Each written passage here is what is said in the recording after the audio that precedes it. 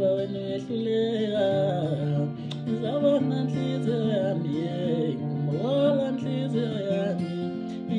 imathatha inqumo ngoba wena uyehluleka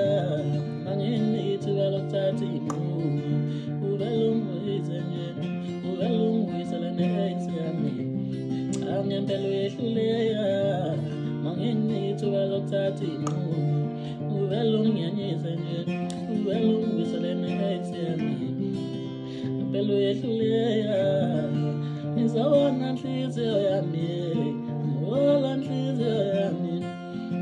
imathatha inqumo ngoba wena uyehluleka wena usehluleki inhliziyo yami usehluleki angempela uyehluleka azongibuyisele nex yami azongibuyisele nex yami ngizona ngaya